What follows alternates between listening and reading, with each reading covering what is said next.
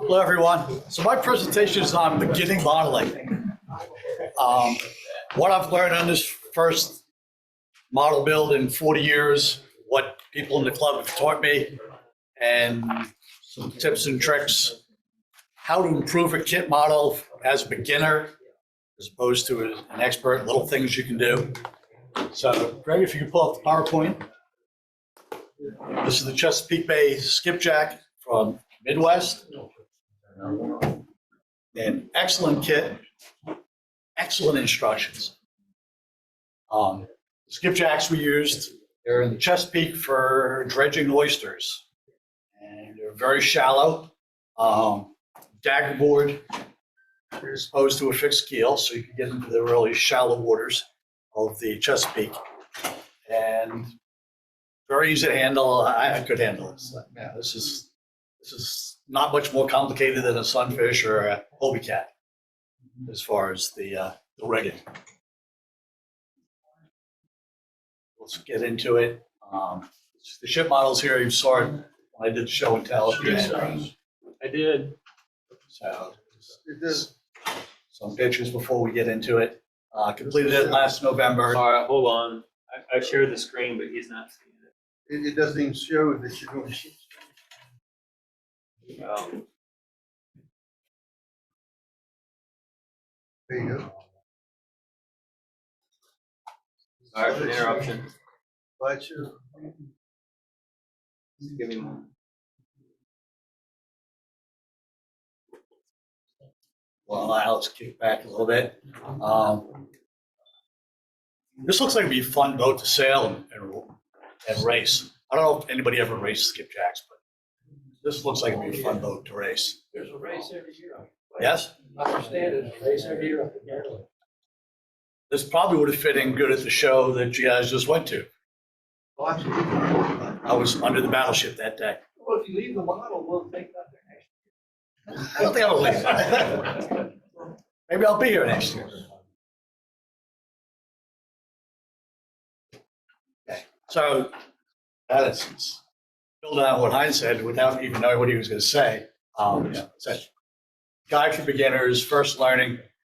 Perfection is not obtainable. Even the best modelers see their mistakes. So you're going to see every mistake you've made in your model. Paint covers a lot of ills. So if you're painting, you can get away with a little bit more.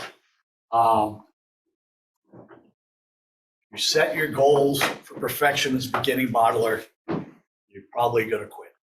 I don't know who that's a quote from, but it's a quote that definitely made sense to me. That's why I'm going to build it. If you try and be Crabtree or Berger or Heinz right off the bat, you're just going to quit. You're going to be frustrated.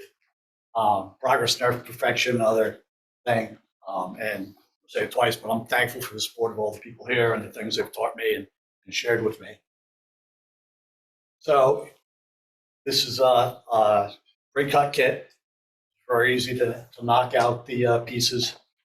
I threw some extras on the pieces that come out. Cut out the keel. Cut out the bulkheads. The only mistake I made is I want to know which bulkhead is which, so I wrote in pencil on bulkheads, and I wrote it too high, so I had to go and sand the pencil marks off, which was kind of difficult once they were attached to the keel, and the deck was on, which was the point where I realized, oh wait a minute, you can still see F5. So getting ready for assembly, I didn't have much of a jig, so I used my miniature vise. It's a neodymium magnets and a 90-degree piece of scrap to make my alignment tool. And I will have something more in the future. The deck boards are drawn in pencil. They're your basic #2 lead pencil. Used to play golf a lot, so I have a lot of golf pencils. Actually, really nice size for ship modeling. It's stained with this Minwax semi-transparent clear coat, tinsmith gray. I like the semi-transparent because it doesn't take the grain of the wood away. What's the color? Tinsmith gray, which is really a tan. My eye. And then the clear coat I use is this polycrylic crystal clear transparent clear ultra flat from Minwax. I use this in a couple of different places. I like the fact that it doesn't have a shine to it. It doesn't make the model look fake. In fact, if I had gone and put some weathering on the hull, the dull would be a benefit. Did you have to thin the clear coat? No, I did not. It's as you see it on the deck and actually on the sails, which we'll get to in a minute, that's just as it comes out of the can. The neck can will, it's like still 3/4 full. It'll last me a long, long time. Mistake I made here was not fitting the deck before I glued down the bulkheads. You can see right here, there's a nice, the front of the stern cockpit, there's a gap where I had to widen the groove and had to go back and fill that. So I know there's filler there. I should have fit the deck before gluing in the bulkheads to make sure that I didn't, so I could have trimmed the keel and moved the bulkhead forward or backwards because I hadn't test fitted it first. And had to do some filling. And rubber bands, Aggie rubber bands from Walmart to hold it down during gluing.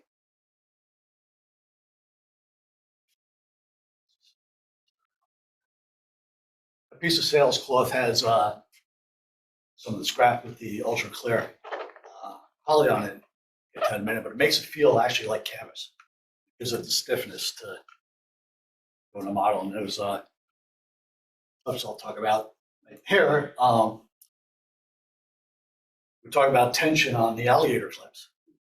These little gold binder clips, $2 for a card of them at Walmart, have really low tension. And they were perfect for not denting the soft basswood. As even the model I'm working on now, the alligator clips I'd have to put a scrap wood on both sides of the plank that I'm clamping, so the alligator clip doesn't bite into the plank and leave an indentation. These are really weak, and I love them.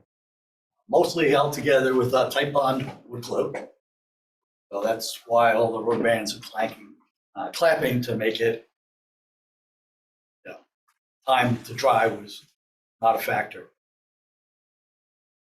Kind of found out it's a good idea to be working on 2 models at once, particularly if you're going to be doing it on a regular basis. That way, while the paint's drying, the glue's drying, you need to walk away so you don't make mistakes by rushing. You have something else to work on. I've been doing that in the model shop on Monday. I'm a wood puzzle I'll show you next month that my son gave me of a cruise ship. Okay, I've had enough for today. I better stop before I just broke something. I got to stop, go on to the other thing. So after you get the deck on, you get the sides on, you get the bottom on. The bow blocks were actually pretty huge. A lot of material to remove there. So I did it in stages. I did it first with the Dremel, and then with the knife, and then with the sandpaper. And I did have one spot where the deck got a little bit low. I had to put some wood filler in there to bare the lower hull, but it was going to be painted anyways. So if I hadn't told you, you wouldn't know it was there.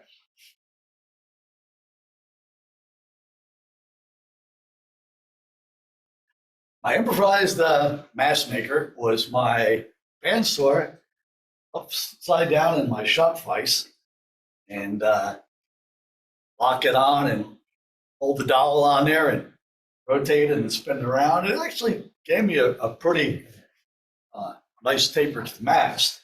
Although I did find that it puts a lot of tension on there and it's going to pull it out of your hand and it becomes an arrow. So whatever that's pointing towards, should be indestructible. In this case, it was it's just storage in my garage it was pointed at. What, you've got a belt sander there? Yeah, belt sander, just mounted upside down, clamped the handle into it, then reached under and locked the trigger. And I had a sander. I probably would have been better off, using one of this shopper. The other thing I've seen now a lot is on Pinterest is clamping a drill into the device and clamping the spar or mast into the drill. Running your sector down, which would probably be safer than this.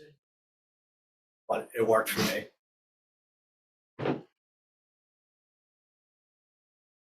I have about a 3 foot deep or 5 foot wide piece of plywood. Birch plywood probably worth urethane to my office is my workbench. It's good enough for this size model. Paints I got at the hobby store here in Yorktown, Laurel white gray and burnt red. Like the way they came out.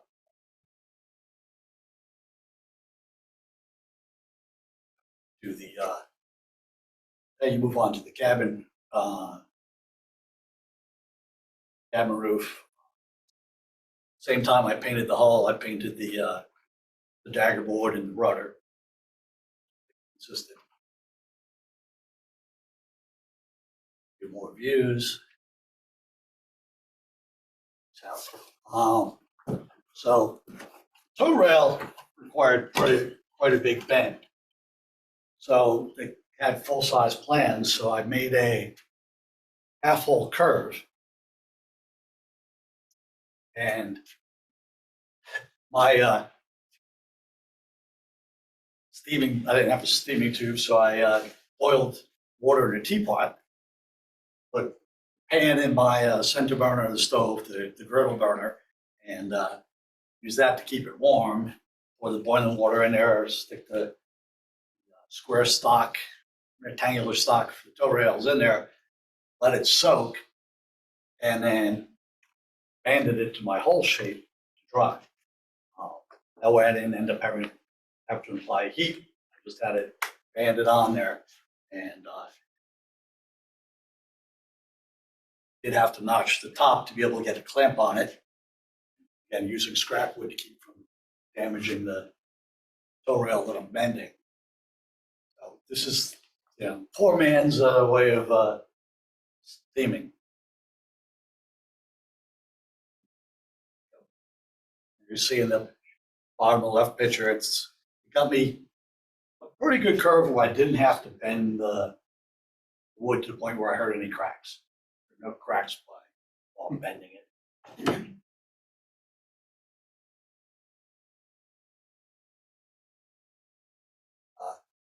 Stopping along the way, I made myself a paintbrush stand.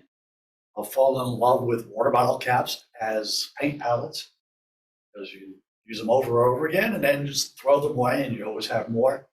I actually now have a collection of different size water bottle caps, Gatorade bottle and a coffee bottle cap that I just used for bending a plank. Put it on, clamp it down, and you've got your curve. Different size bottle caps give you different curves. The top plank curve on this longboat is a Starbucks coffee. That's coffee jar lid. I love junk mail now. Love the garbage junk mail I get. I use it for protecting my cutting mat when gluing or painting. So now when I get junk mail that's carded, I used to use it just for dustpans. Now I use it for model work. The instructions call for putting on the center board or dagger board. At this stage, I didn't want to do that because I figured I'd probably snap it off. And there was no stand. So just scrap wood stand with cut out eventually for the dagger board to go through. made building a whole lot easier. With basically no expense to it.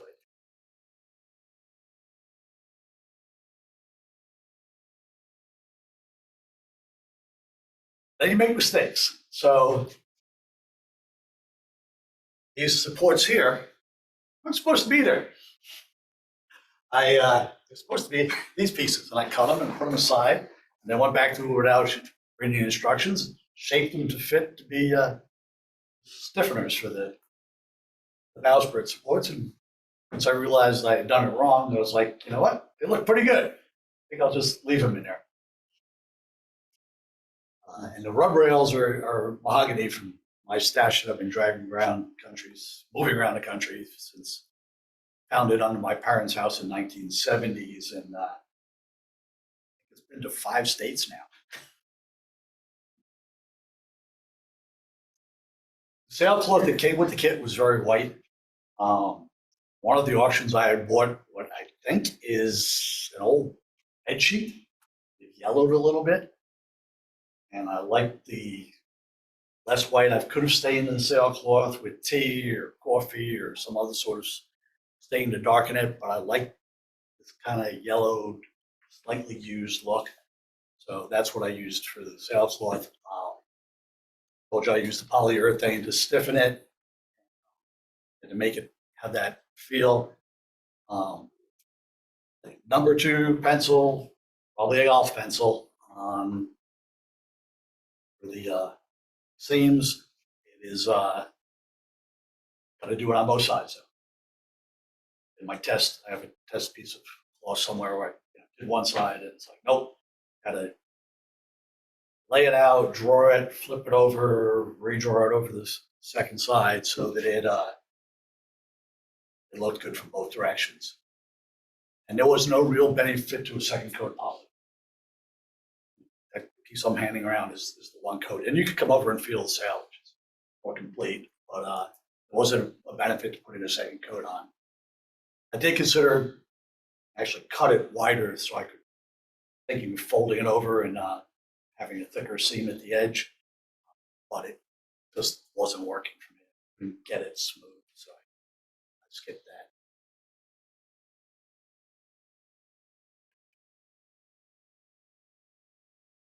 Structure said to use thick CA to make the traveler assembly. And here I have inspiration from Aaron Jean's presentations, and I used solder instead. It came out much nicer looking. Very hard to get the cross member in and hold it while you were gluing it anyways. So I was able to clamp it, solder to the other side, resolder, and then since I'm not as good as soldering as Gene, then file away the excess solder. Pretty good. That's just variations from the kit instructions.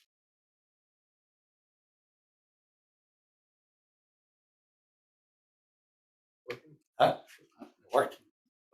So there's a close up of the traveler. Get the seat supports, made together a little jig using those same clamps. The front traveler, pain in the neck. It took me multiple tries to get that to curve and to sit into the supports. Just getting ready to do the mass.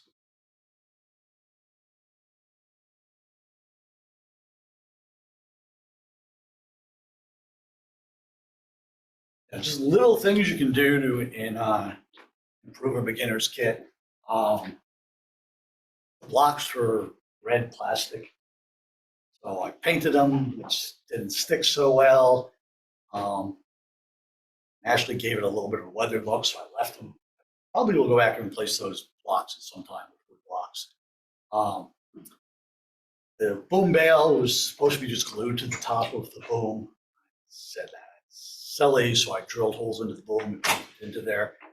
Did not put rollers in there. May in sometime. Probably won't actually go back because it's glued in. I could have improved it further by putting rollers in there.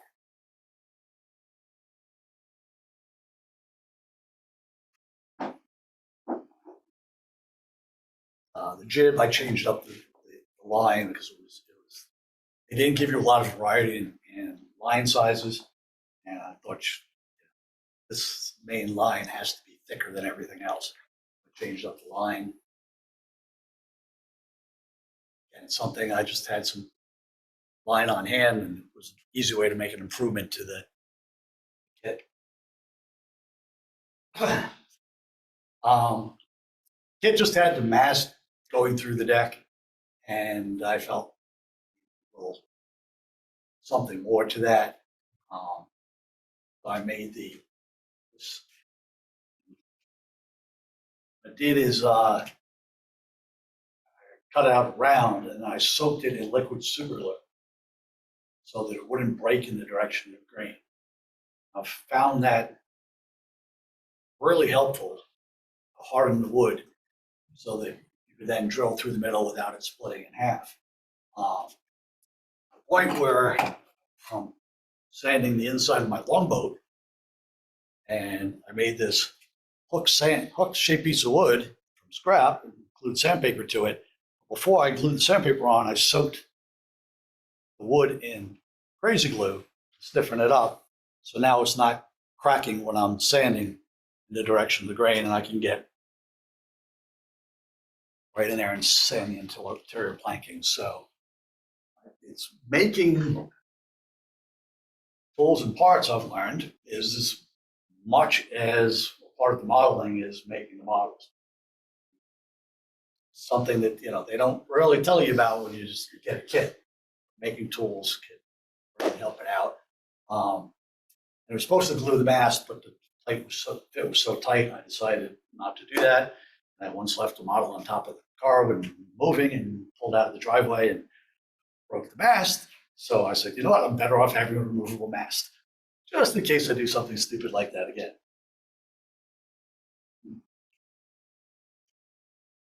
So I guess my point in all these blue texts that are the changes is you don't have to follow directions exactly, and you can make improvements as you go along. Here's another improvement that Kit called for cutting 2-inch lines, passing them through the reefing lines, passing them through the sail. Oh, 1-inch lines on each side, excuse me. I decided to drill a hole, pass a 2-inch line through. That way my lines were perfectly aligned.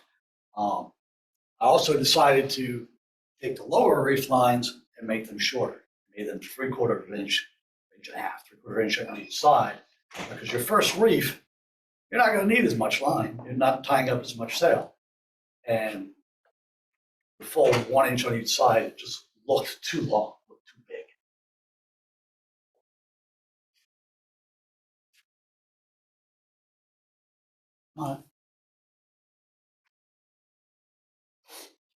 Set that. Reef lines. Put on the lifts. There were a couple of places, particularly on the Travelers, where there should have been double blocks in the kit. One of the two I went into my stash and got a double block. But definitely one thing about this kit that could have been better was the blocks. Probably at some point I'll go back and change all the blocks to doubles. Good page. So somebody, I don't remember who, brought this book in, Ship Modeling Simplified, and left it as a freebie like I've done with this stuff today. And outstanding book. I don't know who brought it in. If you remember you brought it in, thank you. This was really helpful.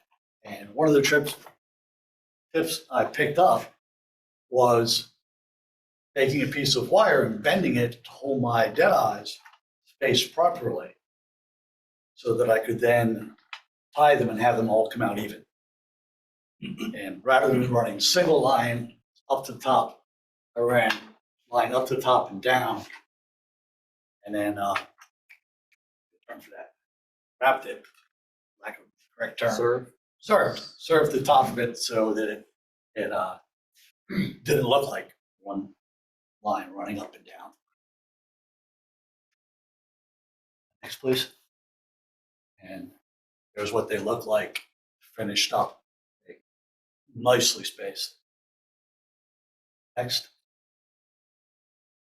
Another thing, it was just glued the rudder to the stern post. My scale is probably a little off on these fittings, but it's what I had. I think those might be belaying pins that I used as pins on the pintles. But I wanted a rudder that was spaced off the hull and it actually moves. Next. Another easy little improvement is they had lines running on the bowsprit stays. I'm looking at pictures online. I saw almost every skipjack was chains, not lines. So again, dug into the stash of parts, pulled out some chain, had some turnbuckles in zinc die cast. So another little way to make an improvement without spending a lot of money. Next. We had some stand. I told you, I hated the stand. The stand was this little plank. These very thin basswood uprights that were very easy to break, particularly in the direction of the grain. You just handle them and they break. In fact, this eye here is now my sanding hook. So repurposing. So I went to Lowe's where I was working at the time, bought an oak plank, melted it, polyurethaned it, got a piece of plexiglass, traced it onto traced the shapes onto the plexiglass, used the jeweler's saw to cut out the shape, did a little bit of light sanding, and now I have disappearing and very strong Sandsford. Next. So it's a fun build. I wasn't working on it every day. Some weeks, maybe not at all. It took me about a year. Highly recommend this kit for any beginners that you want to get started on because parts are all easy to find. The instructions were excellent, way better than the longboat that I'm building now. It was more of almost like an IKEA type instruction, step by step with illustrations. The longboat is some really beautiful color pictures, a whole lot of words, and a little bit harder to follow. I'm gonna go substitute the weights blocks. And so yesterday I was here for a lecture, and I got a couple of quotes here. So first of all, this is off of probably Facebook. Picasso created more than 50,000 works of art, but only 100 are considered masterpieces. We still admire today. Less than 1% of his works are relevant. So you don't have to be the world master to get into ship modeling. It's a good reminder to stop trying to be perfect and start creating. Be courageous enough to share your passion. And yesterday when I was here, killing time, I was watching Crabtree videos here. And one of his quotes was, "When confronted with a difficult task, the first thing is to convince yourself you can do it." But that was really fitting for when I get onto a fully rigged ship.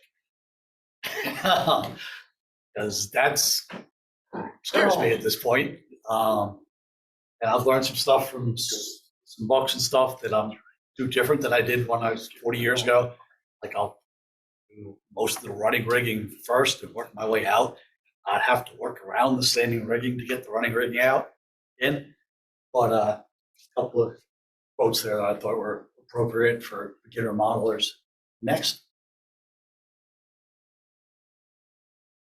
Thank you to everybody and the club and link to the club that everybody knows. And finally, one more. I can now say I've had a model on display at the Mariners Museum. I may never have another model on display anywhere, but for Dave Baker asked me, and I think you asked me, and I said, yeah, let's put it in there. And so I'm gonna brag on that for the rest of my life. However, any other model comes out. Any questions? Questions? Thank you. Thank you.